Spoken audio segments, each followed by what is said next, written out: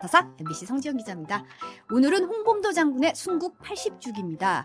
대하전 현충원에서는 오전 11시부터 박민식 국가보훈부 장관과 우원식 기념사업회 이사장, 독립유공자 유족 등 100여 명이 참석한 가운데 홍범도 장군의 추모식과 청산리 전투 전승 103주년 기념식이 열렸습니다. 오늘은 또 독도의 날이기도 한데요. 이사나님도 아까 잠깐 지적해 주셨는데 1900년 10월 25일 고종황제가 대한제국 칙령 제41호의 독도를 울릉도의 부속 섬으로 명시한 것을 기념해서 지난 2000년 민간단체인 독도수호대가 처음으로 제정했습니다. 마저세사님, 오늘 바사삭은 독도 노래 나오나요? 하셨어요.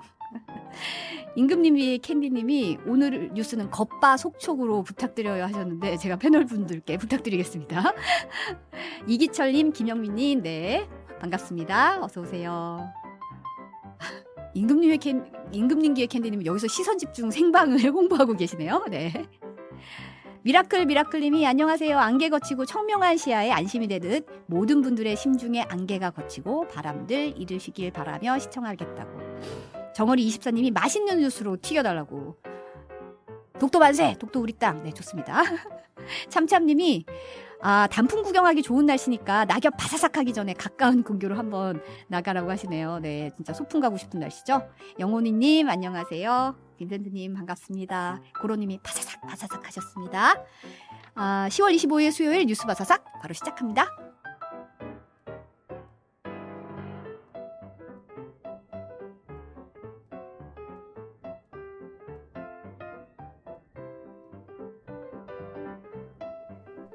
오늘 갓 나온 바삭한 뉴스를 꾹꾹 씹어서 소화시켜드립니다. 오늘 뉴스 완전 정복 오뉴완. 네, 오늘 뉴스 완전 정복하는 온유한 경향신문 박순봉 기자 나오셨습니다. 어서 오세요. 안녕하세요. 네, 겉바속촉 촉촉하게 부탁드립니다. 네, 오늘 건조해서. 네, 건조해서. 네, 브라이언님이 오늘은 낙엽을 바사삭 태워서 그 냄새를 즐기고 싶다고. 불조심은 필수하셨는데 정말 불날 것 같으니까 조심하셨으면 좋겠고요. 네, 인요한 국민의힘 혁신위원장 소식부터 짚어보겠습니다. 혁신이 출범 이후 첫 일정으로 광주 국립 5.18 민주묘지를 찾겠다고 밝혔어요. 네, 오늘 기자들하고 그 당사에서 만나가지고 이렇게 얘기를 했는데요. 좀 생각나는 장면이 있죠. 예전에 김종인 전 비상대책위원장이 처음에 와가지고 했던 게 소위 말하는 서진정책이었거든요. 네. 서진정책이라는 게 국민의힘 입장에서 서쪽으로 간다라는 건데 이제 영남권에서 호남권으로 간다. 그래서 이제 호남 중시 정책이라고 보시면 되는데 그때 김종인 전 비대위원장이 5.18 광주 민주묘지 찾아가지고 이제 무릎 꿇고 그렇죠. 사과도 하고 그다음에 눈물도 흘리고 이런 모습을 보였었거든요. 네. 뭐 이제 그리고 나서 그 이후에 선거에서 승리하는 과정도 있었기 때문에 이제 주요 정책 중에 하나로 꼽히죠. 서진 정책, 뭐 청년 중시 정책 이런 것들이요. 이번에 인요한 위원장도 그런 언급을 했고 특히 인 위원장 같은 경우에는 순천 출신이잖아요. 그렇죠. 그러니까 호남 인사이기 때문에 또 이제 이런 것들이 어느 정도 설득력이 있는 그런 상황입니다. 그리고 또 하나 오늘 발언들 보면은 꽤 이렇게 좀 본인 표현으로도 거침없이 대화하겠다라고 했는데 당하고 그렇게 하겠다라고 했는데 기자들하고도 굉장히 좀 그 발언을 잘하더라고요. 사실 네. 기자들 평가는 굉장히 능숙해 보인다. 왜냐면 이제 어제부터 사실 그런 평가가 나왔는데 기자들이 이제 계속 물어볼 거 아니에요. 혁신위원 누구 하실 거예요? 뭐 언제 하실 거예요? 뭐 이런 걸 계속 물어보는데 혁신위원 인선에 대해서 계속 물어보는데 대답을 잘 안 하기도 하고 잘 피해가기도 하면서 굉장히 좀 능숙한 거예요. 왜냐면 보통 이제 그 정치권에 익숙하지 않은 분들은 기자들이 그렇게 계속 물어보게 되면 뭐 일부 얘기를 하기도 하고 하는데 그런 것들 좀 대응을 잘했고 약간 압박을 기자들이 해오는데 탈압박에 능한 면모가 맞습니다. 좀 그런 게 보이는 좀 것 익숙해 같더라고요. 보이는 느낌이었고 그다음에 오늘 같은 경우에도 이제 굉장히 좀 강한 표현들을 많이 썼어요. 네. 이제 당하고 허심탄회하게 거침없이 대화를 할 거고 그리고 제 얼굴 자체가 좀 다르지 않느냐. 그러니까 혁신 변화를 상징한다. 변화를 시키겠다. 이런 얘기도 했고요. 그리고 좀 인상적이었던 거는 기회가 주어지면은 대통령하고도 거침없이 얘기하겠다. 그러니까 혁신 의지를 좀 강하게 밝혔습니다. 그리고 좀 개인사에 대한 얘기도 했거든요. 이제 본인의 이제 그런 결혼 과정 같은 것들을 좀 언급을 했는데 이제 자신이 좀 상처를 받더라도 뭐 괜찮다 이제 당을 위해서 하겠다 이런 취지인데 사실 이제 그보다 더 본질적인 거는 이제 이런 문제들 말고 더 이제 중요한 걸 좀 기자들이 지적을 해달라 이런 취지로 좀 얘기를 한 걸로도 좀 해석이 됩니다. 그리고 인요한 위원장 이제 임명 과정에서 좀 얘기를 들어봤는데 사실 이제 여러 사람들이 거론됐다라고 하잖아요. 네. 뭐 대표적으로 실명이 나오진 않았지만 30대 청년 뭐 이제 그 아내가 그러니까 배우자가 좀 거부를 해가지고 뭐 안 했다 이런 내용들도 있었고 여러 사람 접촉을 했다라고 하는데 그래서 이제 인요한 위원장에 대해서 지도부 좀 입장 분위기 같은 걸 물어봤어요. 네. 영입할 때 그 좀 만족을 하느냐 이렇게 했는데 일단 그제 발표가 됐잖아요. 이제 그때 딱 얘기 들은 거는 오늘 발표를 못 할까봐 굉장히 걱정을 했는데 이제 그 부분이 좀 해결이 됐고 일단 구인난 얘기가 많이 나왔었으니까. 맞아요. 그게 너무 비판이 많았기 때문에 그런 부담을 좀 더 접었고 그다음에 표현을 그냥 하나 좀 전해드리면은 급하게 한 것 치고는 굉장히 괜찮은 분이 왔다. 베스트라고 말은 못하지만 그래도 2등 정도는 된다. 이렇게 평가를 하더라고요. 그래서 그냥 좀 긍정적으로 내부적으로는 보고 있는 상황이고요. 그리고 혁신위원장 임명하는 과정 또 들어보니까 이렇게 현실적으로 여러 사람한테 동시에 제안을 할 수가 없다라는 거예요. 그러니까 그래서 시간의 압박을 많이 받았다라고 하는데 다 던져놓고 이제 누가 오는지부터 그렇게는 할 수는 못한다는 거죠. 왜냐면 한 거죠. 명이 하겠다라고 했는데 또 다른 사람도 하겠다고 하면은 둘 다 손을 들면 그럼 너무 큰 이제 신뢰도 되고 그렇기 때문에 한 명이 확실히 안 된다라고 정리가 되면 그 다음에 이제 다른 사람을 제안하고 이런 방식이었기 때문에 그래서 더욱더 좀 시간적으로 어려움을 겪기도 했다라고 합니다. 지금 보면 근데 인요한 위원장이 어떻게 보면 정치는 낯설다고 얘기하지만 언론에 노출을 많이 됐던 분이에요. 사실 네. 방송 인터뷰나 이런 게 많이 노출됐던 분이어서 그런 부분에서는 기자들과의 소통에는 좀 능한 면모를 좀 보이는 것 같다는 인상도 받았는데. 네, 카메라에도 좀 익숙한 것 같고요. 그러니까요. 근데 혁신이 인선 오늘 마무리한다는 얘기 나오고 있고 이제 내일 오후에 발표를 한다고 하는데 지금 혁신위원장이 직접 어젯밤에 천하람 그 순천갑 당협위원장에게 혁신위원 참여를 제안을 했다가 거절당했다 이런 보도가 나왔거든요. 네, 보도도 나왔고 지금 천하람 위원장이 라디오에 출연해가지고 그냥 그렇게 얘기를 했죠. 이제 구체적으로 얘기를 했는데 그 인요한 위원장이 직접 전화를 해가지고 좀 이제 도와달라라고 그렇게 이제 요청을 했고 본인은 할 수 없다라고 거절을 했다라고 합니다. 그러니까 지난해에도 원래 한번 혁신위원을 한 적이 있었잖아요. 그렇죠. 최재형 혁신위에서 혁신위원으로 일했었는데 연속으로 하는 게 좀 맞지 않는 것 같아 이렇게 거절을 했다라고 합니다. 그리고 지금 천하람 위원장이 그 방송 출연 같은 것들도 예전처럼 아주 많이 하고 있지는 않거든요. 이제 그런 이유를 들어보면은 지역에서 활동을 해야 되는데 그럴 여력이 좀 없다라는 거예요. 서울을 오가다 보면 순천이 좀 멀다 보니까. 네. 그래서 이제 그런 것도 이유 중에 하나라고 얘기를 했다라고 합니다. 근데 지금 그 아침에 라디오 인터뷰 들어보니까 이제 거절을 했는지 이유를 말하면서 물론 지역에 집중하겠다 이런 뜻도 있었지만 허수아비가 될 생각은 없다 이런 얘기도 했어요. 네, 기본적으로 천하람 위원장의 입장은 이 지금 모든 혁신이라든가 이런 과정들이 서울 강서구청장 보궐선거 패배 이후에 이뤄지는 과정인 거잖아요. 네. 그러니까 뭐 임명직 당직자가 사퇴하고 그 다음에 뭐 혁신위원회를 출범시키고 이런 과정들인데, 근데 천하람 위원장의 주장은 이건 김기현 대표가 사퇴를 하던가 여하튼 대표 체제 자체가 근본적으로 바뀌어야 되는 그런 정도의 사안이라고 주장을 해온 거잖아요. 근데 이제 여기에서 본인이 혁신위원으로 참여를 하게 되면은 이 혁신위를 인정하게 되는 그런 상황이 되는 거고, 그래서 해법이 맞지가 않다. 기본적으로 이런 입장이고. 그리고 당내에서 나오는 평가를 보면은 이 혁신위가 출범을 하게 되면서 김기현 대표 체제는 뭐 어떤 의미에서는 조금 더 공고해졌다라는 거예요. 그러니까 대표 체제 자체가 흔들리던 게 이제 뭐 관계자는 이렇게 말뚝을 하나 더 박은 거다 이렇게 표현을 하던데. 말뚝을 하나 더 박은 거다. 왜냐면 이 혁신위원회가 물론 잘 못하게 되면은 김기현 대표도 영향을 받겠죠. 이제 공격도 받고 하겠지만 일단 혁신위원회가 운영되는 이 과정에선 적어도 김기현 대표 체제는 유지가 되는 것이거든요. 이 체제 안에서 어쨌든 혁신이가 굴러가고 있으니까. 그렇죠. 그래서 일종의 이 체제, 이 혁신위가 먼저 평가를 받고 그 다음에 뭐 비판을 받을 수도 있지만 뭐 또 잘할 수도 있는 거고, 그럴 경우에는 또 더 긍정적인 평가가 나올 수도 있고, 그래서 여하튼간에 기간상으로 보자면은 바로 김기현 대표 체제를 공격할 수가 없는 그런 상태가 되는 거잖아요.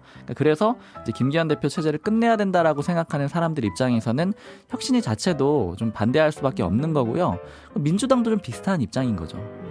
어떻게 보면 이제 김기현 대표 체제 하에서 굴러간다는 면을 치면 급한 불은 좀 큰 거네요. 그 뭐 좀 이 체제를 끝내야 된다 이런 비판에 그렇죠. 지금 대해서는. 논의 자체가 사실 이렇게 되면은 이제 정무적으로 보자면은 그래도 초기에는 혁신위가 출범하기 전에 임명직 당직자들을 총 사퇴시켰을 때는 그걸로 좀 부족한 거 아니야? 이제 물론 당내에서 소수긴 하지만 그런 목소리들이 나왔잖아요. 비대위로 가야 된다, 아니면 김기현 대표 체제로는 안 된다, 이런 목소리들이 나왔는데 일단은 인요한 위원장이 들어서고 그 다음부터는 논의의 중심이 그럼 이제 혁신위원을 누구를 임명을 할 것이냐, 또 어떻게 좀 잘할 거냐, 혁신위가 이런 쪽으로 넘어오잖아요. 네. 그러면 일단은 이 김기현 대표 체제를 바로 공격하는 그런 목소리는 좀 줄어들게 되는 그런 효과는 있겠죠. 어떻게 보면 혁신이가 굉장히 주말에 위원장 인선 끝내고 그리고 내일 인선 발표하고 이렇게 타임테이블이 굉장히 촘촘하게 진행이 되는 것도 그 일환이라고 좀 파악할 수도 있겠네요. 네, 혁신위원 인선이 저 이제 그 지도부 쪽에 얘기 들어봤을 때는 어쨌든 좀 긴박하게 혁신위원장을 임명했다라고 하는데, 그에 비해서는 혁신위원 임명 속도가 좀 굉장히 빠른 것 같긴 합니다. 그리고 혁신위원장 구할 때 어려웠잖아요. 네. 근데 혁신위원을 어쨌든 그 위원장이 내일 발표하겠다라고 했다라는 거는 뭐 대략적으로 몇 명 정도는 그래도 확보가 됐다라는 의미잖아요. 그러니까 그런 위원장 구할 때보다 훨씬 좀 그 인력 구하는 게 수월했던 거 아닌가 싶기도 합니다. 지금 조선일보가 연일 혁신위원으로 거론된 인물들을 실명으로 보도를 하고 있더라고요. 네, 뭐 여러 사람 거론이 됐는데 뭐 윤주경 의원, 지금 국민의힘 소속 의원이죠. 윤봉길 의사 손녀이고요. 네. 그다음에 김준용 국민노조 사무총장, 그리고 또 이외에도 뭐 김예령 국민의힘 현 대변인 뭐 이런 인물들이 쭉 거론이 되고 있다라고 하는데 뭐 아직 확인된 내용은 없고요. 그리고 이제 인사 관련된 건 또 보도가 나오면 바뀌는 경우도 있고 그래서 이런 것들은 좀 지켜봐야 될 것 같습니다. 혹자는 이게 하나의 이제 가이드를 제시하는 거 아니냐 이런 얘기도 좀 하긴 하더라고요. 그렇죠. 실명으로 이런 거론되는 게 데에서. 좋다라고 제시하는 그림일 수도 있겠죠. 내일 인선을 좀 봐야 될 것 같고 어떻게 네. 됐든 이제 일단 아까도 잠깐 얘기하셨는데 당 내외 반응은 어때요? 일단은 당 내부 보면은 뭐 나쁘지 않다, 괜찮다. 특히 이제 외견상으로는 그 탕평에 가까운 그런 인사 아니냐, 혁신위원장에 대해서 그렇게 좀 평가가 나오고 있고, 사실 이제 민주당에서도 강한 비판은 없잖아요. 왜냐면 이제 순천 출신이기도 하고, 그 다음에 이제 한국인이지만 그런 이제 푸른 눈의 한국인이기도 하고, 그러니까 이런 것들이 그 좀 그림상으로 봤을 땐 나쁘지 않다라는 게 일반적인 평가고, 그리고 이제 실무자들 좀 얘기를 해보면은. 그 최고위원회의를 할 때 이렇게 사진도 찍히고 영상에도 잡히잖아요. 네. 뉴스 영상에 이제 발언하는 장면들 잡히고, 또 어떨 때는 회의 들어올 때 이렇게 쭉 그 복도에서 걸어오는 장면도 좀 그렇죠, 잡히고. 방송 화면에 딱 나오죠. 네. 이제 그럴 때 그림에 대해서도 좀 많이들 얘기를 하거든요. 그러니까 보통 통상적으로 5, 60대 남성들이 이렇게 쫙 있는 모습이 그렇게 좀 좋아 보이지 않는다, 이런 것들, 이런 이제 의견들이 좀 많이 있거든요. 그래서 이제 보통 뭐 물론 이제 외모로만 하는 건 아니지만 뭐 여성이 좀 포함돼야 되고 청년도 포함되고 이런 그림이 좋다라고 하는 건데, 인요한 위원장 같은 경우에는 이제 기존에는 한 번도 볼 수가 없는 그렇죠. 그런 이제 면에서 그림을 그러네요. 만들어 주는 것이고, 그래서 본인도 이제 자신의 얼굴이 변화를 좀 뜻하는 것 같다, 이렇게 얘기를 하기도 하죠. 근데 이제 어쨌든 뭐 그림상으로는 어떤지 모르겠지만 이제 혁신이가 뭘 할까, 뭘 할 수 있을까, 이제 뭐 잘해야지, 혁신을 해야지, 뭐 이런 얘기가 나오고, 그럼 혁신이가 어디까지 권한을 가질 수 있을까, 이게 핵심인데 어떤 얘기가 나오고 있어요? 지금 사실은 아직까지는 미지수인데, 그래도 좀 일반적으로 나오는 얘기들은 그렇게 권한이 많지는 않을 것 같다. 왜냐하면 김기현 대표의 발언들을 좀 이렇게 세밀하게 보면은요, 그 정권을 주겠다, 뭐 구성 그렇게 출범부터 뭐 얘기했어요. 그렇게 얘기를 하는데, 거기에 보면은 공천 얘기는 또 아니에요. 그러니까 혁신이 구성에 대해서 정권을 드리겠다, 뭐 이런 취지로 더 구체적으로 보면 읽히거든요. 그리고 거기에 이제 더해서 구조적인 얘기들을 하는데, 이제 모 관계자가 하는 말은 이제 비유를 이렇게 좀 하자라고 하면은 뭐 윤석열 대통령이 뭐 그룹의 오너 내지는 회장이라고 치면은 김기현 대표는 전문 경영인, 그러니까 이제 사장 뭐 이런 거게 되겠죠. 네. 근데 이제 이 전문 경영인이 다시 임명한 혁신위원장이잖아요. 그러니까 이제 굳이 따지면 뭐 임원 정도 될 텐데, 임원. 그럼 이제 이 임원이 얼마만큼의 권한을 가질 것이냐인데, 그 결국 오너가 갖고 있는 권한이라는 게 공천권이라고 비유를 한다라고 하면은 지금 전문 경영인도 그 공천권이 있는지 없는지 장담을 못하는 상황이잖아요. 전문 경영인의 권한도 지금 어느 정도인지 모르겠는데, 그 전문 경영인이 데려온 임원의 권한이 어디까지일까? 그렇죠. 그런 이제 얘기들이 있고, 다만 그래서 그래도 김한길 위원장 얘기가 좀 꾸준히 나오기는 하는 거예요. 만약에 김한길 위원장의 그 골은 픽이고, 그다음에 김한길 위원장을 통해서 인요한 위원장이 윤석열 대통령과 소통이 원활하고 이렇다라고 하면은 그건 이제 오너의 뜻을 받아가지고 또 공천권을 행사할 수도 있는 거잖아요. 그래서 이제 그 어디까지 갈지는 지금은 아직은 다 이제 좀 설왕설래가 많은데, 실제 공천에 대해서 건드리느냐 안 건드리느냐, 요걸 좀 주목해서 보면 될 것 같아요. 향후에 그걸 건드린다면 이제 윤 대통령의 뜻을 어느 정도 좀 확보할 수 있는 인물이구나, 이런 것들을 볼 수 있을 것 같습니다. 오늘 출근길 발언을 보면 혁신이가 공천룰까지 들여다보냐, 기자들이 계속 물어볼 거 아니에요. 공천룰 얘기를 계속 물어볼 텐데, 집 같은 건 기초를 잘 다져놓으면 잘 되리라 본다, 이렇게 대답을 했어요. 그러니까 이제 이런 것들이 좀 능숙하다라고 하는 건데, 이게 좀 해석이 좀 다양하잖아요. 그렇죠. 그러니까 이게 공천룰을 건드릴 수 있다라는 얘기인지, 아니면 원래 뭐 잘 돼 있어서 괜찮다라는 얘기인지 좀. 그러니까 좀 헷갈리게 얘기를 어떻게 보면 굉장히 정무적으로 얘기를 한다 그래야 되나? 맞습니다. 그리고 비윤계 비주류, 그러니까 등용할 거냐 이렇게 물어보면 웃고, 아니면 뭐 통합해야 된다, 이런 좀 원론적인 얘기들 하잖아요. 이런 것들은 좀 예전에, 그러니까 요즘도 아니고 좀 예전 정치인들이 잘했던 그런 대응 같기도 합니다. 그러면 이제 인 위원장 같은 경우는 이제 공부를 많이 하겠다, 이런 얘기를 하긴 네. 했는데, 어떻게 보면 이제 서대문 갑 공천 얘기도 사실 나왔었잖아요. 맞습니다. 이제 전략 공천 네. 얘기도 나왔는데 정치를 할까요? 이제 그 부분이 좀 중요할 것 같은데 이게 왜냐면 혁신위원회를 출범을 시킬 때 어느 정당이든 가장 그 최악의 상황은요. 그 혁신위원회 내지는 혁신위원장이 여기 혁신 못하겠다 하고 떠나는 게 가장 최악이거든요. 나 혁신 안 된다 이거 여기 그냥 못하겠다 손 들고 포기하는 상황은 가장 최악이고 예전에 김은경 혁신위원회 그 민주당이죠. 거기 출범을 했을 때 처음에 이제 여러 가지 좀 엇박자들이 있었어요. 당에 뭐 요구를 하면은 당에서 수용을 바로 안 해주고 뭐 이런 과정들이 있으니까 점차 혁신위원회에서 불만의 목소리들이 나오기 시작했거든요. 네. 그때 민주당 사람들한테 얘기 들어보면은 최악은 김은경 위원장이 떠나는 거다. 그러니까 혁신위가 못하겠다 떠나는 거다. 그래서 그 정도로 가지 않게 좀 적당한 수준에서 뭔가를 수용하고 그러니까 이제 기존의 의원들 같은 경우에는 공천권은 안 건드렸으면 좋겠고 그러나 뭐 일부 요구하는 것들은 수용을 해주고 이런 식으로 좀 왔다 갔다 줄타기 하는 모습이 있거든요. 그리고 이제 그런 것들을 하나 좀 봐야 될 것 같고 그다음에 또 하나는 이제 정치를 만약에 한다라고 하면은 그러면 이탈할 가능성이 좀 적어요. 그러니까 향후에 본인이 아까 이제 서대문 갑 얘기도 해주셨는데 정치를 국민의힘에서 하겠다라는 의지가 있으면 쉽게 내던지고 떠나지는 못하겠죠. 왜냐하면 혁신위원회를 그만두고 가는 거를 당에서 가장 두려워하는 일이고 그렇게 되면 이제 어느 정도 척을 진다고도 볼 수가 있잖아요. 근데 윤여한 위원장이 이제 그제 했던 얘기를 보니까 기자들이 당연히 물어봤죠. 총선 출마 계획이 있느냐 이렇게 물어봅니다. 근데 이 답변이 좀 주의 깊게 봐야겠더라고. 역시 해석이 좀 두 가지로 가능한데 이렇게 답을 합니다. 그거는 다 내려놓은 거다. 여러 가지 말도 있고 유혹도 있고 있지만 그것은 여기 이 일을 맡은 동안에 다른 것은 없다. 다 내려놓은 것이다. 이렇게 답을 하거든요. 그래서 이걸 얼핏 들으면 총선 출마 안 한다는 말씀인가? 이렇게 이해가 되는데 구체적으로 보면 여기 이 일을 맡은 동안에 다른 것은 없다. 이렇게 돼 있거든요. 이 일을 맡은 동안이라는 조건이 있더라고요. 그래서 다르게도 해석이 가능한 거죠. 혁신위원장이 끝나면 할 수도 있다라는 의미가 되기 때문에 그리고 사실 이제 요즘에 정치권에서 사람 구하기 힘들다라고 하거든요. 왜냐하면 이 정치권으로 넘어오는 사람들에게 그만큼의 뭐 메리트랄까 이점이 별로 없다라는 거죠. 왜냐하면 검증도 많이 받고 그다음에 얼굴이 공개되는 부담 같은 것들이 있고 이래가지고 사람 구하기가 힘들다라고 하는데 그럼 이제 혁신위원장을 맡았다라는 거는 물론 뭐 당이나 뭐 국가를 위해서 이렇게 일하고 싶다 그런 이제 원론적인 마음도 있을 수 있지만 어쨌든 정치를 하겠다라는 의지가 없는 이상에는 이제 원래 이제 의대 교수니까 좋은 직장을 가지고 있는 거잖아요. 그렇죠. 그러니까 좀 정치를 하려고 하는 생각이 많지 않겠느냐 이렇게 좀 관측들을 많이 하고 있습니다. 근데 사실 혁신위에서 공천룰을 건드리는데 이분이 만약에 공천 받아서 나온다고 하면 약간 이해 충돌의 이런 논란도 있을 수 있을 것 같아요. 그런 것도 충분히 있을 수 있을 것 같고 그런데 이제 아마 그 어떤 내용이냐에 따라서 좀 다를 것 같아요. 그러니까 뭐 예를 들자면 예전에 뭐 김종인 전 위원장 같은 경우에는 스스로 뭐 비례 1번을 주거나 이런 것들은 비판을 굉장히 강하게 받을 수가 있는데 그러나 이제 뭐 그냥 아주 뭐 포괄적인 내용의 공천 개혁이라고 한다면은 뭐 적용이 좀 안 될 수도 있겠죠. 그리고 서대문 갑은 만약에 실제 나온다라고 하면은 어쨌든 국민의힘 입장에서는 험지에 가깝기 때문에 어려운 지역이기 때문에 뭐 그렇게 반발이 크진 또 않을 것 같습니다. 민주당 얘기 넘어가 보면 이재명 대표가 이제 당무 복귀한 이후에 통합 메시지를 냈어요. 일단 왈가왈부하지 않겠다 네. 얘기를 했고 당내 분위기는 어때요? 그제 왈가왈부하지 말라고 했는데 이제 어제도 왈가왈부가 있었죠. 네. 그러니까 대표적으로 정청래 최고위원, 그 다음에 서은숙 최고위원이 징계는 아직 남아 있는 것이다 이런 취지로 얘기를 계속 했거든요. 네.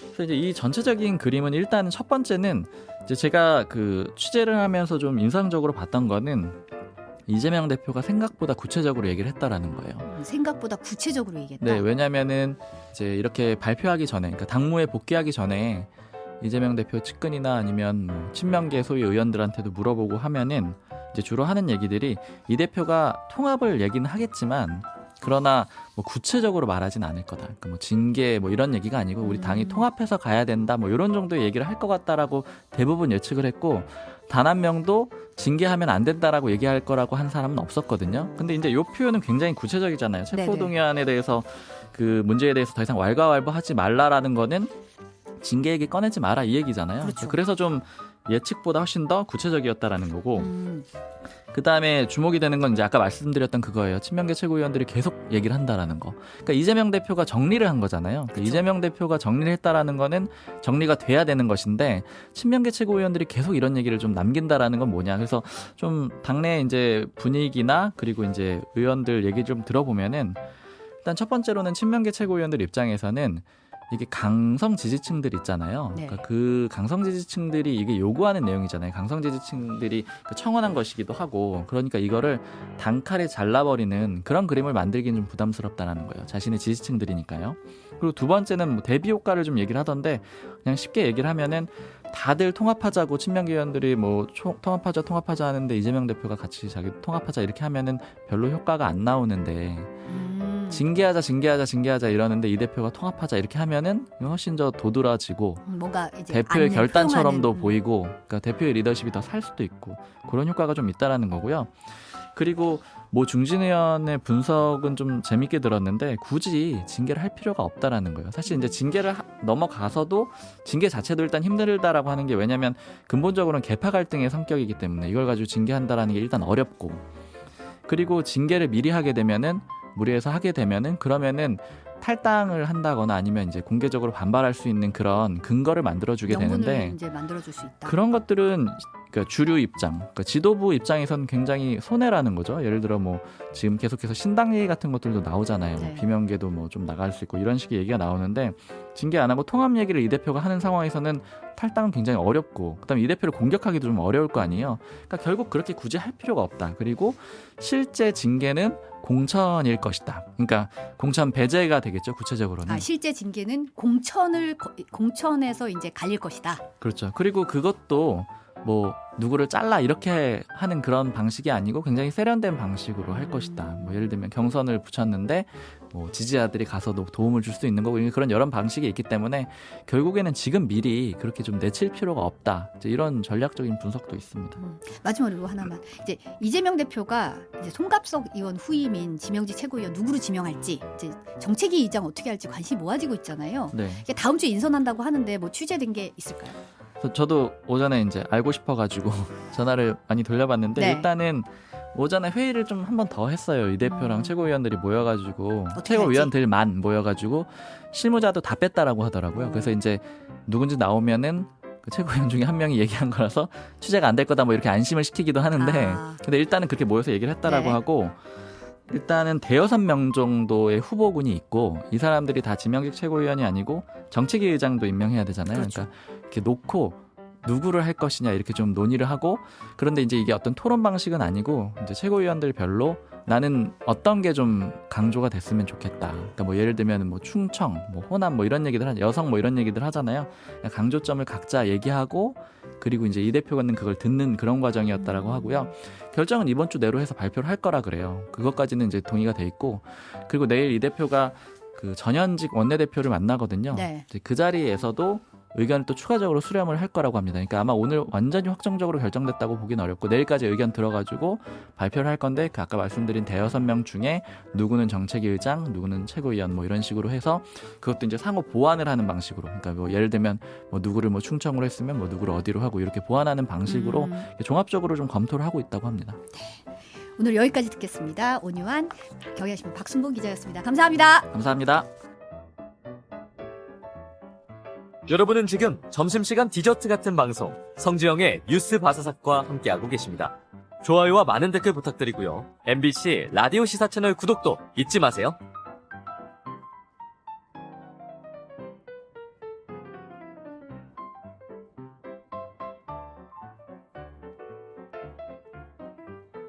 네, 청년정치인 두 분 모시고 여의도 이슈를 탈탈 털어보는 시간, 명랑 핫토크 시간입니다. 박성민 전 더불어민주당 최고위원, 그리고 오늘은 김재섭 도나스 네, 감사합니다. 도봉갑 당협위원장 나오셨습니다. 어서 오세요. 안녕하세요. 도봉과 나스타 도나스 김재섭입니다. 아니, 제가 안 그래도 방송 전에 박성민 최고한테 뭐 만들어야 되는 거 아니냐. 네. 여기 도나스가 나오는데 뭐 하나 만드시죠. 차차 고민해 보겠습니다. 미리 만들었어야죠. 네? 뭔가 닉을 뭔가 한가 만들어 드리고 싶네요. 도나스 괜찮은 것 같아요. 그렇죠. 네. 네. 밀고 있습니다. 네. 열심히 본인이 밀고 있어요. 본인이. 아니, 밀고 있으니까 뭔가 말을 해줘야 될 것 같은 그쵸. 느낌이 맞습니다. 들어요. 맞습니다. 감사합니다. 네. 빈센트님이 젊으신 두 분 반갑습니다 하셨어요. 네. 첫 소식은 역시 지금 가장 핫 이슈죠. 국민의힘 인요한 연세대 의대 교수를 혁신위원장 임명하고 출범을 했습니다.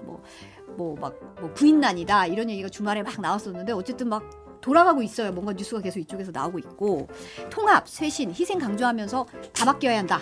그리고 이제 유명한 말이죠. 와이프, 아이 빼고 다 바뀌어야 된다. 이런 얘기도 언급을 했는데 어떻게 들으셨어요? 이 정도의 각오가 없으면 혁신이 100% 실패할 거라고 봅니다. 그러니까 지금 혁신위원회가 기대가 엄청 높아진 상황이거든요. 왜냐하면 제가 보궐선거 끝나고 혁신위원회를 띄우겠다라고 했던 게 벌써 뭐 열흘이 뭡니까? 한참 더 지난 일이고 그 가운데서 오히려 지도부의 인선들이 좀 변화가 있었는데 임명직들만 교체되다 보니까 지도부가 과연 혁신했느냐 쇄신했느냐 이런 의문이 남아있는 거거든요. 그러니까 그런 의문도 남아있고 혁신위가 뛰는 과정도 너무 오래 걸렸기 때문에 당의 기대가 엄청 높아져 있는 상황이에요. 여기서 혁신을 제대로 못하면 오히려 더 큰 역풍을 맞을 수 있기 때문에 전 혁신위원회가 진짜 비정한 각오를 해야 된다고 보거든요. 저는 그 단적인 예로 진짜 와이프랑 아내만 빼고 다 아이만 빼고 다 바꾼다.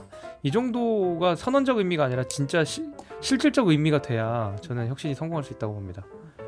박수민 씨가 어떻게 들으셨어요? 저는 이 와이프와 아이만 빼고 이거에 좀 집중을 했는데 이게 둘만 빼고인 거잖아요. 근데 둘만 빼고? 네, 생각해보면 그 국민의힘 상황에 이입을 해봤더니 윤석열 대통령과 김기현 대표만 빼고 다 바꾸자인 것 같은 말로 저는 이해를 했습니다.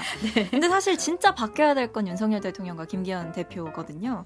그런데 그런 핵심을 빼두고 다른 격까지만 아무리 바꿔봤자 실질적인 혁신이 이루어졌다고 생각할 국민들은 많지 않을 것이다. 저는 이런 생각이 들어서 오히려 인현 위원장이 정말 혁신을 성공시키고 싶다면 저는 김기현 대표를 향해서도 그리고 윤석열 대통령을 향해서도 제대로 된 쓴소리 해야 되고 사실상 지금 김기현 대표 체제에서 출범한 혁신이라는 한계를 너무나 크게 갖고 있기 때문에 그렇게 크게 기대가 되진 않는다. 솔직히 이렇게 말씀드리겠습니다. 근데 사실은 이제 혁신위가 어디까지 권한을 가질까? 뭐 김기현 대표가 이제 정권을 부여했다 이런 얘기를 했었는데 이제 그리고 그렇다면 이제 과연 공천 룰을 건드릴 것인가? 이 부분이 상당히 궁금한 부분인데 어떻게 보시나요?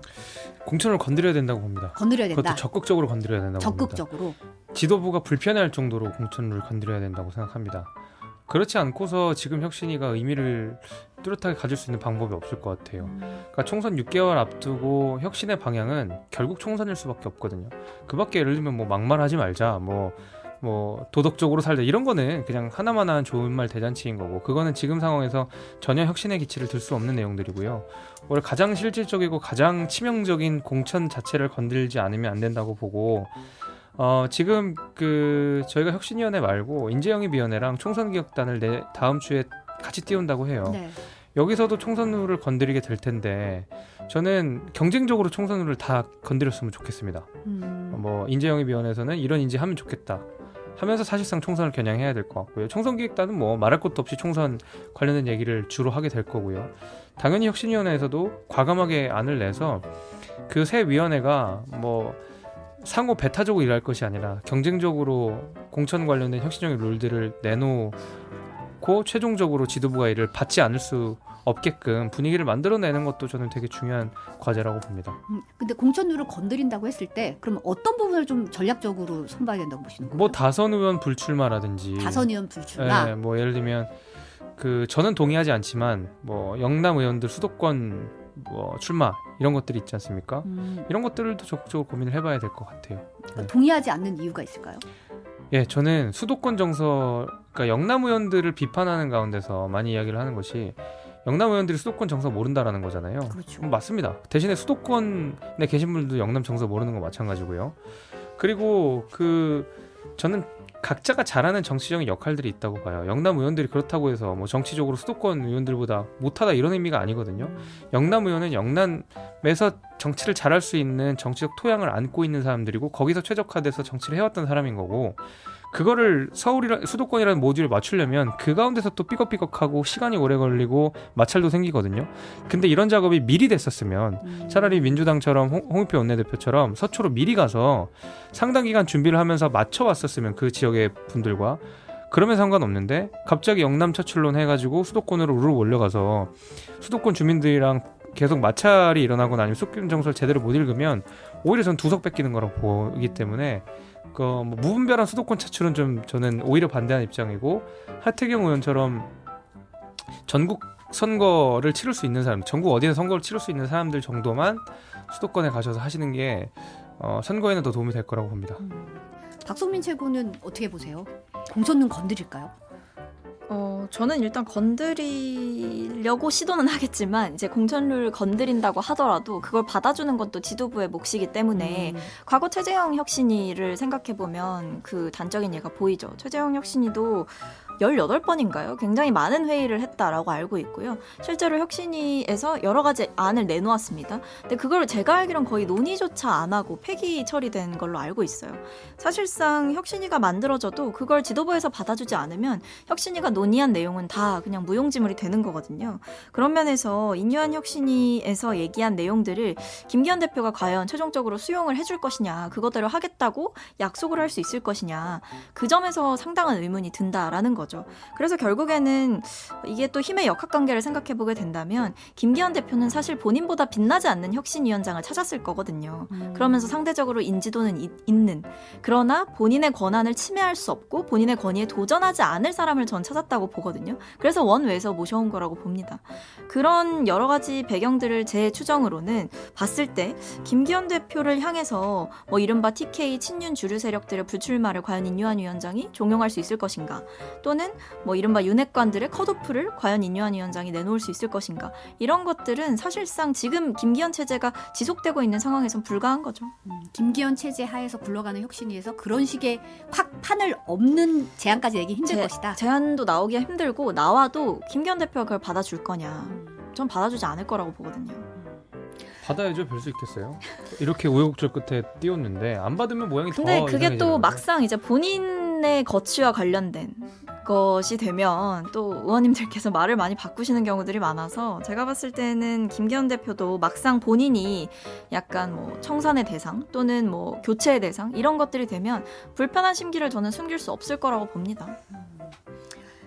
그 김재섭 위원장은 네. 이제 국민의힘이 총선 성공하려면 어떻게 가야 된다고 보세요? 뭐 지금 비윤계 공천에 대한 얘기가 막 나오잖아요. 뭐 한동훈 장관 종로 출마설 얘기도 나오고 여러 이제 좀 인재영입위원회 뭐 다음 주에 뭐 그쵸, 튼다고 그쵸. 하는데 여러 네. 얘기가 나오고 있거든요.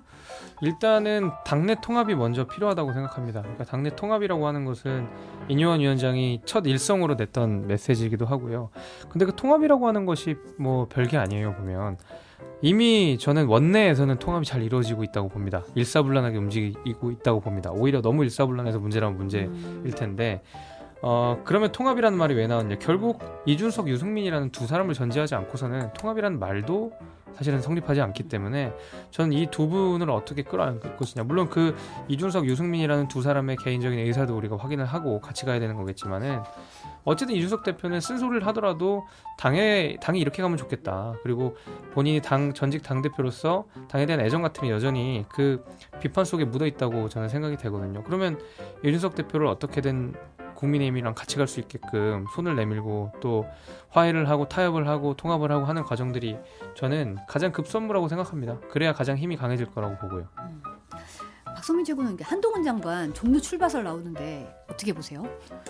저는 근데 그거는 당내에서 반발이 좀 클 거라고 생각을 해요. 그러니까 지금은 사실 설인 거고 만약에 진짜 막상 공천이 가셔야 되는 시점이 되게 되면 한동훈 장관을 종로에 내세우는 것 또는 한동훈 장관의 정치적인 체급을 당에서 나서서 크게 키워주는 것에 대해서 당내 여러 인사들이 불만과 반대를 표출할 가능성이 높다. 그런 점에서 뭐 현실 가능성이 그렇게 높아 보이지는 않는다라는 생각이 들고요. 또 한편에서 좀 선거의 기능적, 실무적으로 살펴봤을 때 한동훈 장관에게 종로라는 지역을 줬을 때 국민의힘이 만약에 한동훈 장관으로 총선을 치르려고 한다면 종로 선거에 올인해야 되는 상황과 총선에 한동훈 장관이 도움을 줘야 되는 상황, 이 두 가지가 상충하게 되는 거거든요.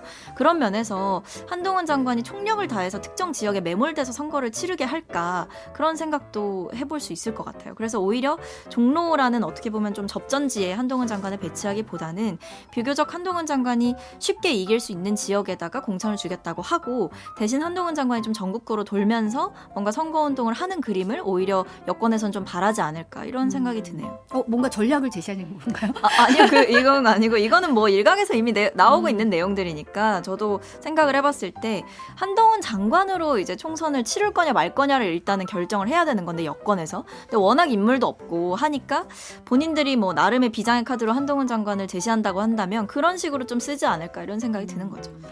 한동훈 장관에 대한 거취 문제는 여전히 당내에서도 뭐 갑론을박이 많이 있는 것 같아요. 그리고 정작 한동훈 장관의 뜻을 전혀 물어보지 않고 이야기들이 돌고 있다라는 거가 뭐 기본적인 사실인 것 같고요. 저는 나오든 안 나오든 한동훈 장관 역할이 분명히 있다고 생각합니다. 어쨌든 국무위원으로서 마지막까지 해야 되는 일들이 굉장히 많고 특히 이제 법무부 장관은 뭐 이민청부터 해가지고 일들이 산적해 있기 때문에 총선 출마하면 국민의힘에서 나쁠 거 없지만 또 한편으로 본인이 하고 있었던 중요한 국제 과제들을 완수해야 되는 개인적 책무가 분명히 있을 거라서 아마 그거를 선택하는 것도 저는 국가적인 발전에 있어서는 중요한 문제라고 보고 출마를 한다 그러면 저는 그렇게 안정적인 자리를 가서는 오히려 한동훈 장관이 빛이 안 날 것 같거든요. 예를 들면 뭐 강남 출마한다든지 비례대표 출마한다든지 메시지보다는 오히려 바람을 일으킨다는 면에서는 저는 경쟁적인 지역구에서 한동훈 장관의 어떤 능력을 증명해내는 것도 저는 중요하다고 봐요. 그래서 전 종로 출마설이 꽤 의미가 있는 이야기라고 생각합니다. 근데 저는 오히려 이제 그런 관점으로 접근을 하게 된다면 오히려 한동훈 장관이 가야 될 것은 종로 이런 데가 아니라 사실상 국민의힘의 험지라고 불리는 지역들을 오히려 찾아가야 되는 거 아닌가 싶은 거죠. 사실 제 옆에 계신 김재섭 위원장께서도 도봉이라는 국민의힘에 있어서는 사실상 험지인 곳에서 문제 아니에요. 또 김재섭 뭔 소리 하시는 김재섭 거예요? 위원장뿐만 아니라 이제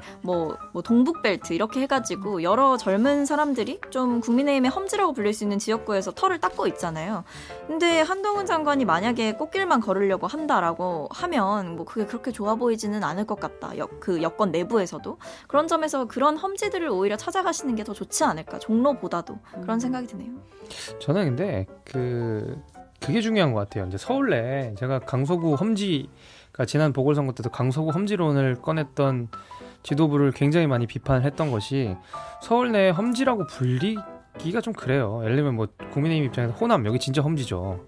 근데 얼마 전에 작년에 치렀던 지방선거에서 대거 이겼고 총선에서 이긴 적이 있는 지역들인데 여기를 험지기 때문에 어려워서 못 나간다. 저는 이런 개념으로 접근하면 안 된다고 보고 그건 오히려 한동훈 장관을 계속 그 어려운 곳을 몰아내고 싶은 민주당의 이제 생각이라고 생각하고 저는 그걸 험지로 부르든 종로로 부르든 그게 중요한 게 아니라 위치가 중요한 게 아니라 한동훈 장관이 얼만큼 자발적으로 상징적으로 주도적으로 거기 가느냐가 문제인 것 같거든요. 예를 들면 그 황교안 전 대표 체제 때도 21대 국회의원 선거 갈 때 진짜 마지못해 종로 가는 느낌이 들어버렸어요. 그때도 그렇죠. 비례대표 갈 거냐 뭐 종로 갈 거냐 강남 갈 거냐 말 많다가 진짜 마지못해 종로 가는 느낌 들었거든요.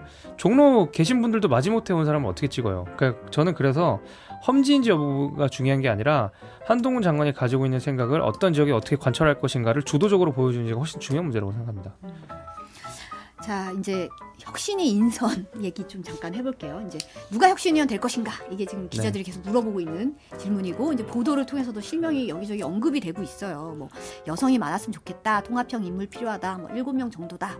뭐 원외 당협위원장 얘기도 나오는데 네. 가시나요? 혹시 전화 받으셨나요? 기자분들한테 전화를 받았죠. 아, 기자들한테 네, 똑같이 가냐? 네, 섭외가 되셨냐. 아. 네, 그렇지만 저는 도봉을 지킨다는 말씀만 드리겠습니다. 전화는 받으셨나요? 아니요, 뭐 그런 것도 아니고요. 저는 도봉구만 지킨다. 네. 도봉갑을 지키겠다. 네, 도봉갑을 지키겠다. 근데 사실 이제 오늘 아침에 천하람 예. 순천갑 당협위원장에서 이제 거절했다 이런 네. 뭐 실제 이제 뭐 인터뷰도 나오고 했는데 그렇게 연락한 이유가 뭐라고 보세요? 아, 천하람 위원장이 거절한 이유요? 천하람 위원장에게 연락한 이유, 네. 거절한 이유 뭐 어떻게 보세요? 가장 상징적인 인물이었잖아요. 그러니까 김기현 대표랑 지난 그 대표 선거 때 전당대회 때 경쟁을 했던 사람이기도 하고 또 그 전에 이준석 대표 체제에서 혁신위원이기도 했고요. 그러니까 말하자면 지금 김기현 대표 체제에서 가장 혁신위원으로서 적합한 인물 하나를 꼽으라면 그건 누가 뭐래도 저는 천하람이라고 생각합니다. 오히려 김기현 대표에게도 비판적인 이야기를 할 수가 있고 또 혁신위원회 경험도 있고 이렇기 때문에 그렇다고는 생각하지만 저는 바로 그 이유 때문에 오히려 혁신위원회를 안 들어간 것 같아요. 명분이 그 별로 이유 없다. 때문에? 예, 오히려 가장 적합한 인물이기 때문에 천하람이 거길 간다 그러면 감동이 없잖아요. 저는 그런 의미에서라도 천하람 스스로도 혁신위원회에 대해서 잘 되기를 바랄 거라고 생각해요. 근데 본인이 가서 어차피 똑같은 행태, 그 다음에 똑같이 보여지는 결론, 똑같은 메시지를 하기보다는 오히려 예상치 못한 인물들이 대거 들어가서 당에 센소를 해주는 게 오히려 천하람 위원장이 생각하는 더 좋은 그림이라고 봅니다. 저는. 근데 오늘 아침에 이제 제가 했던 라디오 앞 코너에 천하람 위원장이랑 전화 인터뷰를 했거든요. 네. 근데 제가 가만히 그 내용을 들어보니까 천하람 위원장도 제가 앞에서 했던 얘기랑 비슷한 얘기를 하더라고요. 근본적으로 김기현 체제에서 만들어진 혁신위는 어떤 역할을 하기가 힘들다. 그러니까 지금 얘기하는 것처럼 뭐 뭔가 정말 다 바꾸겠다 이런 거를 김기현 체제가 유지되고 이어지는 한 이거를 하기가 힘든 근원적인 한계가 존재하기 때문에 그런 혁신위에는 가지 않는다 이렇게 얘기를 하시더라고요. 그래서 제가 봤을 때에도 그 구인난이라는 얘기가 괜히 나온 게 아니다. 많은 사람들에게 제안을 했지만 다들 이 길이 잘 안 될 길이라는 걸 알기 때문에 사실상 가게를 주저했을 거다 이런 생각을 많이 해볼 수가 있는 상황인 거죠. 저는 그 인터뷰 내용에서 보면 개개인에게서 나오는 콘텐츠가 중요한데 제가 하고 싶은 얘기는 이미 당의 기록 찾아보면 다 있을 거다 이런 얘기를 했어요. 근데 이제 약간 뒤집어 생각해 보면 아까도 박수몽 기자가 그림 얘기하면서 이제 여성, 뭐 청년 이런 얘기를 하면서 이렇게 젊은 청년 정치인들에게 어떻게 보면은 이제 좀 뭔가 쓴소리, 뭐 얘기, 목소리를 듣지만 결과적으로 받아들일 준비가 안 돼 있는 분들이 약간 도구화한다는 얘기가 좀 나오기도 하잖아요. 사실 도구로 쓰고 뭐 받아주진 않고 난 이때까지 계속 얘기했는데 이제 와서 또 뭐 이렇게 나오면 어떤 느낌일까? 청년 정치인 입장에서 어때요?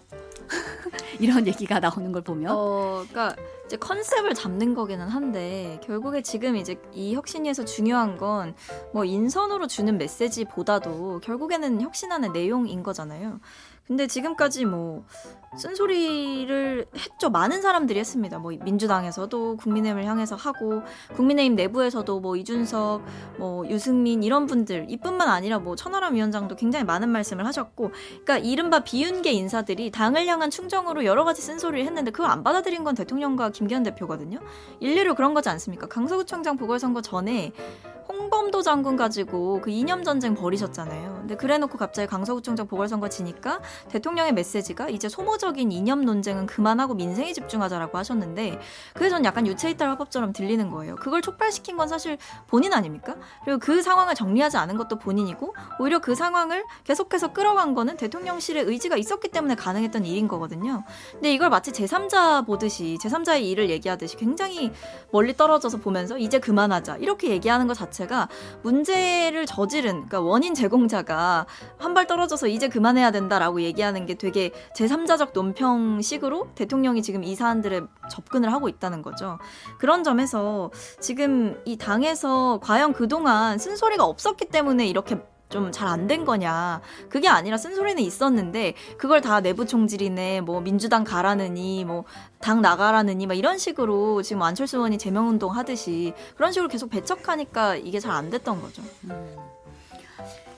지금 그 이뇨한 혁신위원장 얘기하면서 김한길 국민통합위원장 얘기가 계속 나오고 있어요. 김한길 위원장 픽이다. 뭐 이런 얘기도 나오고 있고. 근데 김 위원장은 이제 4, 5년 동안 4-5번 정도 전화했다라고 선을 그었는데 사실 이뇨한 위원장은 친분을 부인하진 않았거든요. 취재진한테. 이렇게 보면 지금 김한길 위원장의 국민의힘 내에서 역할이 뭐라고 봐야 될까요? 그러니까 부인할수록 커지는 역할론이라는 게 요새 뭐 언론 제목이기도 하고 실제로 좀 그런 분위기인 것 같기도 합니다. 근데 저도 뭐 지도부나 뭐 당 관계자분들한테 여러 차례 확인을 했지만 실제로 김한길 위원장이 당에 뭔가 영향력을 행사하는 것은 불가능한 구조로 좀 돼 있나 봐요. 그래서 실제로 이제 영향력을 행사하진 않을 것 같고 김한길 위원장 스스로도 나 안 할 거라고 얘기를 했으니까 저희는 그 말 그대로를 신뢰할 필요는 있다라고 보고 근데 이것이 촉발된 것이 그 국민통합위원회에서 대통령께서 힘을 엄청나게 실어주신 그렇죠. 이제 그것 때문에 이제 그렇게 된 건데 그거는 뭐 아무래도 여러 가지 정치적 의미는 있겠지만은 저는 중도 공략을 좀 더 확실하게 해달라는 걸로 선회를 하고 있고 오히려 당은 당의 역할을 제대로 하는 것이 총선에서 이기는 뭐 그 방법이다 이렇게 생각을 하고 실제로 지도부가 그렇게 생각하고 있는 것 같더라고요. 제가 아는 정보선에서는 그렇습니다. 그 김한길 위원장은 이제 상당히 본인이 좀 어둠의 전략가 이런 거를 좀 하고 싶어 하시는 것 같아요. 그러니까 본인이 전면에 나서서 뭔가를 하기보다 흑막 뭐 이런 그렇죠. 느낌. 이제 본인에게 자문을 구해오는 여러 정치권의 인사들, 주요 핵심 인사들에게 본인의 생각을 어필하고 그에 따라서 당이 뭔가 움직이고 바뀌고 여러 가지 정계 개편들이 이루어지고 이런 과정들을 상당히 즐기시는 분인 것 같다. 그동안의 정치 그 여정을 보더라도 누가 뭐 정당 브레이커 이런 말씀도 하시잖아요. 그러니까 그건 결국에 그만큼 이제 변화를 만들고 추동하는 역할을 그동안 뒤에서 계속 해오셨다는 거거든요. 그런 면에서 이분의 특성이 어딜 가지는 않을 것이다. 그래서 사실 대통령이 힘이 힘을 실어줬기 때문에 이분의 역할론이 나올 수밖에 없는 게 대통령이 그 정도로 힘을 실어주면 뭐가 나오냐면 장관들이 이분한테 문의를 한답니다. 어떻게 하면 대통령의 마음에 그렇게 들 수 있는 거냐라고 자문을 구한다는 거죠. 그럼 자연스럽게 힘이 쏠릴 수밖에 없는 거 아니겠습니까? 이제 본인이 직접적으로 뭐 당에 들어와가지고 뭐 무슨 뭐 최고위원을 한다든지 이런 식으로 전면에 나서서 정치적 역할을 한다는 게 아니라 이제 계속 역할론이 나오는 이유는 뒤에서 무언가를 계속해서 조언하고 얘기하는 역할, 그런 역할을 좀 전략 측면에서 하고 있는 게 아닌가, 이런 의심이 충분히 가능한 상황인 거죠. 박항규님이 제발 힘내서 살아보게 하세요. 국회의원 여러분 당파 싸움 이제 그만하세요. 라고 댓글을 올려주셨는데, 민주당 얘기로 좀 넘어가 보면 이재명 대표가 당에 이제 복귀하면서 민생경제 회복 강조하고 윤석열 정부 내각 총사퇴 촉구하고 이제 3자 회담도 역제안을 다시 했습니다. 이제 복귀 행보 어떻게 보시나요? 내각 총사퇴와 뭐 대표 만나자, 대통령 만나자 하는 내용은 완전히 충돌되는 내용 아닌가요? 저는 그렇게 생각을 하는데, 갑자기 뭐 밥 먹자고 해놓고서는 밥 먹자고 준비하고 있는데 너 나가, 뭐 이런 거랑 비슷한 거잖아요. 저는 그래서 내각 총사퇴랑 뭐 영수회담 제안은 전혀 맞지 않는 내용을 그냥 막 던졌다고 생각하고, 그러니까 진짜 민생을 위해서라면 김기현 대표 먼저 만나시는 게 맞죠. 국회에서 풀어야 될 거는 풀어야 될 거고, 물론 민주당 의석수 많지만 상임위 거쳐야 되고 뭐 본회의 통과시키고 하려면 결국 여당 힘이 필요해요. 뭐 물론 일반적인 법률 가운데서는 대부분 민주당이 밀어탈 수 있지만, 어쨌든 정말 중요한 현안이라고 한다 그러면 상임위원회에서 충분히 토론을 해야 되고, 상임위에 토론한 대상은 여당이거든요. 근데 여당 대표 패싱하고 그냥 대통령만 만나자고 하는 거는, 실제로 이재명 대표의 영수회담 제안에는 민생이라는 것은 없고, 오히려 그냥 오로지 정치적인 목적들, 그냥 나는 대통령 옆에 서고 싶다, 이런 거라고 저는 생각합니다. 방송빈 친구도 어떻게 보세요? 저는 일단 이제 대여투쟁이라는 큰 줄기는 계속 이어가겠다라는 의지가 읽히는 거고, 이제 민생 얘기는 당연히 할 수밖에 없는 거고, 그 일환으로 이제 여야정 3자 회담을 제안했다고 생각합니다. 사실 정부도 혼자 할 수 있는 일은 아니잖아요. 뭐 민생을 챙기고 여러 가지 개혁 입법들을 해낸다는 게 결국 국회를 거쳐야만, 그리고 그 국회에서 다수 의석을 차지하고 있는 민주당의 협조를 구해야만 여러 가지 국정 과제들을 할 수가 있는 거란 말이죠. 근데 그런 중요성에 비해서 그동안 민주당에게 손을 내밀지 않았던 건 대통령이었습니다. 그런 점에서 독단적인 국정 운영 기조를 이제는 좀 바꿀 필요가 있지 않냐, 더 늦어지기 전에, 이런 이야기를 저희는 드릴 수밖에 없는 거고, 제가 알기로는 이재명 대표께서 내각 총사퇴라는 이야기를 하고 나서 대변인이 이제 백브리핑에서 기자들에게 그 내각 총사퇴는 우리가 뭔가 실질적인 액션을 취한다는 게 아니라 내각 총사퇴를 하는 그 각오로 국정 운영을 전면적으로 쇄신해달라라는 당부였다라고 설명을 했다고 하시더라고요. 그런 점을 좀 덧붙여서 말씀을 드리고, 지금 대통령실에서 이 3자 회동 제안에 대해서 여야 원내대표와 상임위원장단, 뭐 국회의장, 대통령 이렇게 만나는 거는 좋다 이거예요. 좀 더 이렇게 확장시키는 분위기더라고요. 그렇죠. 근데 여기서 잘 봐야 될 게 여야 원내대표, 상임위원장단, 국회의장 회동이라는 거죠. 그럼 여기에 뭐가 없냐? 이재명 대표가 없습니다. 그러니까 만날 건데 이재명 대표만 빼고 만나겠다, 이건 거죠. 그래서 제가 봤을 때는 대통령의 입장은 강서구청장 보궐선거 참패하고 나서도 똑같은 것 같아요. 그래서 제가 말씀드린 거, 이거 말뿐인 소통 아니냐, 말뿐인 변화 아니냐, 이런 말씀을 드릴 수밖에 없는 거죠. 이재명 대표만 빼고 만나겠다, 이거는 결국에 본질을 비껴가는 거거든요. 그러면 이제 민주당도 여기 시험에 드는 거죠. 그러면 무조건 소통하겠다고 했는데, 그럼 원내대표끼리라도 보자 했는데 거기 안 받으면 이재명 대표의 진짜 목적은 대통령을 만나는 것 그 자체에 있다라는 것이고, 적어도 소통의 의지가 있다라고 한다 그러면 원내대표 만나는 걸 굳이 뭐 부인하진 않을 거라고 봅니다. 원내대표끼리도 만날 수 있으면 만나야죠. 근데 이제 이게 어떻게 보면 네. 이제 김기현 대표는 여야 대표 만나자, 민생 협치하자라고 했고, 그럼 민주당에서는 그러면 대통령까지 같이 3자가 보자 했는데, 이제는 이제 이진복 정무수석이 얘기한 거는 원내대표부터 해가지고 좀 더 다른 의미로 역제안이 좀 들어간, 약간 판이 탁탁탁 넘어갔다는 느낌이 좀 들긴 하거든요. 약간 이렇게 핑퐁 하듯이 공이 왔다 갔다 계속 하고 있는 느낌인 거죠. 매듭이 안 지어지고. 근데 저는 이거 그렇게 길게 끌 사안도 아니라고 생각하고, 대통령께서 좀 생각을 바꾸셨으면 좋겠어요. 대통령이 뭐 언제든지 만나자고 쉽게 만날 수 있는 사람이 아닌 것도 맞지만, 그렇다고 해서 야당 대표랑 이렇게까지 만남을 피하는 것도 대통령의 올바른 자세는 아니라고 생각하거든요. 그러니까 그동안 계속해서 뭐 사법 리스크부터 시작해서 여러 가지 얘기했지만 결국에는 정치권에서는 정치권이 해야 될 일이 있는 겁니다. 그리고 역대 대통령들을 보더라도 야당 대표를 이렇게까지 안 만난 사례가 있냐라는 얘기가 취임 초기부터 나오고 있는 거에 대해서 대통령이 먼저 반성을 좀 근데 하셔야죠. 아니 이재명 대표가 지난 8월이었나 다시는 영수회담 제안 안 하겠다고 해놓고서는 본인의 영장이 기각된 이후에 바로 영수회담 제안을 했거든요. 그럼 그 사이에 변한 게 뭐가 있느냐? 이재명 대표는 뭐 너무 안 변해서 그 문제라고 하시지만 이재명 대표는 너무 빨리 변해서 문제예요. 8월에 영수회담 제안 안 한다고 해놓고서는 바로 뭐 9월, 10월에 영수회담 제안을 하는 거면 한 달 만에 입장이 바뀐 거거든요. 근데 그 사이에 이 상황의 변화라고 하는 것은 이재명 대표가 영장 기각된 거 말고는 아무런 변수가 없어요. 그럼 이재명 대표는 갑자기 영장이 기각이 되니까 마치 무죄인 그 외형을 갖추려고 굳이 대통령 옆에 서서 내가 대등하게 토론하는 장면들을 연출하고 싶어 하는 것 같거든요.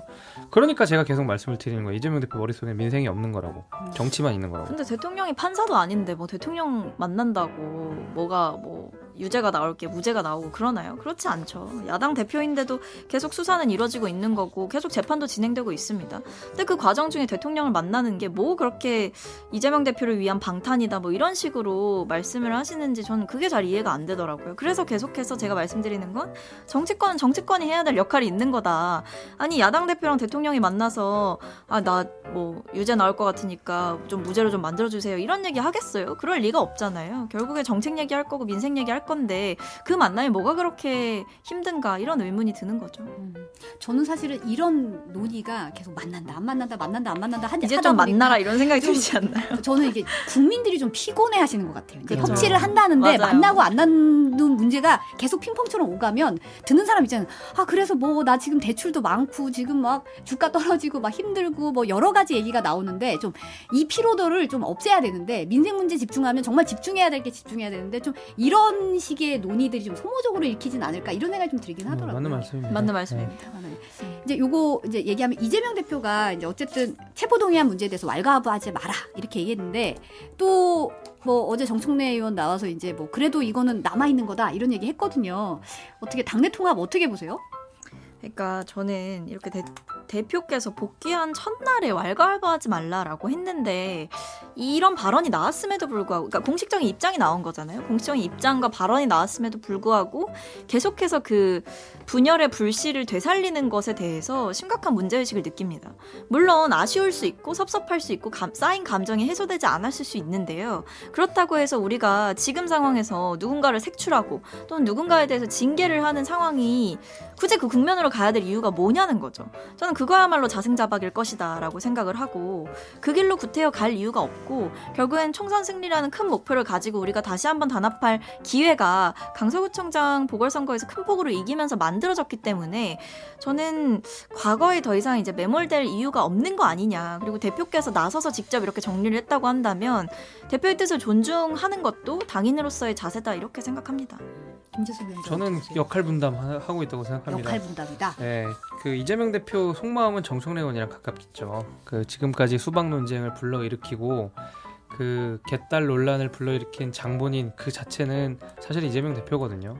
지금까지 그걸 저는 사실상 방관해 왔다고 생각하고 적극적으로 조치를 하지 않고 있다고 생각하는데 그래도 이재명 대표는 당대표고 총선을 이끌어야 되는 입장이다 보니까 가결파가 정말 밉더라도 밉다는 말은 못하겠고 속은 답답하지만 정청래 의원이라고 하는 효과적인 스피커가 있다 보니까 거기서 대신 이재명 대표 가려운 데 긁어주고 이재명 대표는 좋은 이야기를 하면 굿캅 배드캅 역할 딱 그렇게 롤플레잉 하고 있는 거라고 저는 봅니다. 역할 분담이 이루어지고 네, 있다. 저는 그렇게 봐요. 12구 이태원 참사 일주일 앞두고 있는데 네. 오늘 홍익표 원내대표가 이제 이태원 참사 특별법 통과 그리고 윤석열 대통령 추모대 참석을 얘기를 했더라고요. 이제 국정기조 전환에 좋은 신호가 될 것 같다고 했는데 참석할까요? 어떻게 보세요? 뭐 예측하기는 어렵지만 당위적인 문제로 접근하면 참석하시는 게 좋다고 봅니다. 네, 왜냐면은 이거는 뭐 정쟁을 떠나서 국민적인 아픔이기 때문에 대통령께서 그 저희 이태원 참사 1주년에 어떤 메시지를 내냐에 따라서 국민들이 또 거기에서 받는 어떤 뭐라 해야 될까요? 안도감? 그 뭐라고 표현할지 모르겠지만 그런 것들이 분명히 있을 거고 안정감? 그런 것들이 있을 거거든요. 위로도 될 수 있고요. 그래서 저는 대통령께서 이태원 참사 1주년 때 참석하시면 좋을 것 같아요. 네, 저는 이태원 참사 1주기에 대통령이 참석하는 거는 당연한 일이다. 이것마저 정쟁으로 좀 몰아가지 않았으면 좋겠다라는 생각이 들고요. 한마디로 말씀드리면 염치가 있으면 참석해야 된다고 생각합니다. 그러니까 본인이 정말 대한민국의 수장으로서 본인의 역할을 제대로 다하지 못했다라는 반성과 유가족들에 대한 미안함이 일말이라도 있다고 한다면 그동안 너무나 좀 고통받았던 유가족들을 위로하고 또 다 함께 애도하면서 국민적인 아픔을 치유하는 데 앞장서야 될 의무가 전 대통령에게 있다고 보거든요. 제가 앞에서 염치가 있으면 참석해야 된다라고 말씀을 드린 이유는 이상민 행정안전부 장관이 아직도 자리를 지키고 있다는 게 충격적인 거죠. 그러니까 여기에 대해서 이만한 참사가 났는데도 대통령께서 지킨 것은 국민이 아니라 이상민 장관이었지 않습니까? 저는 그런 면에서 아직까지도 이 행정안전부 장관에 대해서 일말의 책임도 물리지 않은 이 정부의 수장으로서 본인이 정말 반성을 하고 앞으로 정말 변화하겠다라는 국민들 앞에 약속이 그것이 정말 진실이라면 전 여기에 대해서 뭐 검토해보겠다, 고민해보겠다 이런 말할 것이 아니라 당연히 참석할 것이다 이렇게 말씀을 하시는 게 맞다고 생각합니다. 오늘 말씀 여기까지 듣겠습니다. 네. 두 분 감사합니다. 감사합니다.